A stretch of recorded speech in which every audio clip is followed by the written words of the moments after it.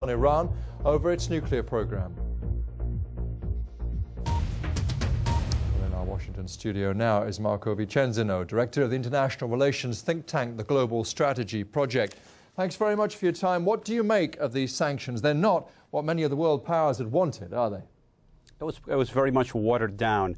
Unless you hit at the oil industry, at the energy sector of Iran, other sanctions such as financial sanctions, sanctions on military hardware, they can complicate life, but it's not with the desires of the international, some of the United States, the UK and France. So do you think that China and Russia, who rely so much, of course, on trade with Iran, only came on board because it wasn't going to affect that trade? Specifically, I would say China more than Russia. Specifically, China came on board. China depends largely on Iranian oil. As a result, would the United States guarantee them that it would not impact that sector? After weeks and months of negotiations, the Chinese finally decided to come on board. So what do you make of Turkey and Brazil's involvement in all this? They're quite new players here. Exactly. I think Turkey and Brazil last month, when they made their proposal in defiance of the Permanent 5 of the Security Council, in my opinion, it was a defining moment in international affairs. Two rising regional powers that are having an impact on the global stage. And before, when you had fewer traditional powers making the decisions, it was already difficult. But with more players coming on board, the situation internationally in terms of decision making and within international institutions, it'll be getting a lot more difficult. So, Marco, even if these sanctions don't change anything, do you think something may be changing? Not at this stage. I would say one has to look at it not only in terms of the international forum, but you have to look at internal domestic Iranian politics. And in that sense, if the government were to step down, I think it would lose a lot of credibility. It was a year ago this week that we had the events of the Iranian election and the fallout. And the last thing the Iranian government can afford to do is look weak in the face of international pressure. Marco Vicenzino, the Global Strategy Project, thank you very much indeed. Thank you.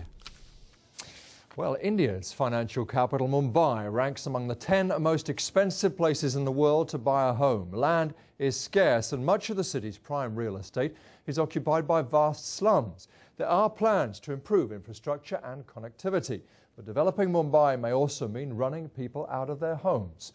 The BBC's Dilnaz Irani reports now from one of Mumbai's slums. Now I'm standing inside one of the biggest slum establishments located in the north of Mumbai. Now, if you take a look around me, this entire area has literally been reduced to rubble. What you see right here are the remains of the homes of hundreds of people. The people who live here say that the local municipal authorities came here armed with bulldozers and hundreds of police officers, literally running them out of their homes, destroying all of their belongings. Many have hardly anything left except for perhaps the clothes on their back. The authorities who did this, however, say that they've not done anything wrong, that this entire slum establishment is actually illegal and is encroaching on this, which is actually government land. This is one of the families that lost absolutely everything in the demolition drive. In fact, this foundation that you see here has recently been rebuilt because even this house was completely destroyed. With me right now is the mother of 5 children who actually lives over here. Her name is Nasreen Banu. I'm just going to ask her what she saw that day when she was actually here. आप यहाँ पे थी ना वो दिन क्या दिखा था क्या देखा था वही गाड़ी आया डोजर हम लोग को बाहर निकाल दिया सब सामान कपड़े पे सब डोजर चढ़ा दिया हम लोग के कुछ निकालने नहीं दिया हम लोग को निकाल के बाहर खींच के घसीट के निकाल दिया